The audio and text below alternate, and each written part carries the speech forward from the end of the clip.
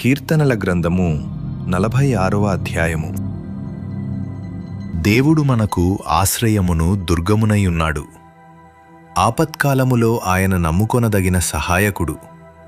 కావున భూమి మార్పు నొందినను, నడి సముద్రములలో పర్వతములు మునిగినను, వాటి జలములు ఘోషించుచు నురుగు కట్టినను, ఆ పొంగునకు పర్వతములు కదలినను మనము భయపడము.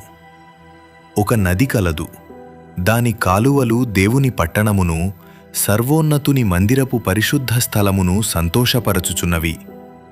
దేవుడు ఆ పట్టణములోనున్నాడు, దానికి చలనము లేదు. అరుణోదయమున దేవుడు దానికి సహాయము చేయుచున్నాడు. జనములు ఘోషించుచున్నవి, రాజ్యములు కదలుచున్నవి. ఆయన తన కంఠధ్వని వినిపించగా భూమి కరగిపోవుచున్నది. సైన్యముల కధిపతియగు యెహోవా మనకు తోడయ్యున్నాడు. యాకోబు యొక్క దేవుడు మనకు ఆశ్రయమయ్యున్నాడు. యెహోవా చేసిన కార్యములు వచ్చి చూడుడి. ఆయనే భూమి మీద నాశనములు కలుగచేయువాడు. ఆయనే భూదిగంతముల వరకు యుద్ధములు మాన్పువాడు. విల్లు విరుచువాడును, బల్లెమును తెగనరుకువాడును. ఆయనే యుద్ధరథములను అగ్నిలో కాల్చివేయువాడు. ఆయనే. ఊరకుండుడి, నేనే దేవుడనుని తెలిసికొనుడి.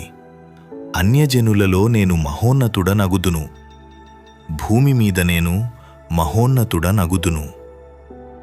సైన్యముల కధిపతియగు యెహోవా మనకు తోడయ్యున్నాడు. యాకోబు యొక్క దేవుడు మనకు ఆశ్రయమయ్యున్నాడు.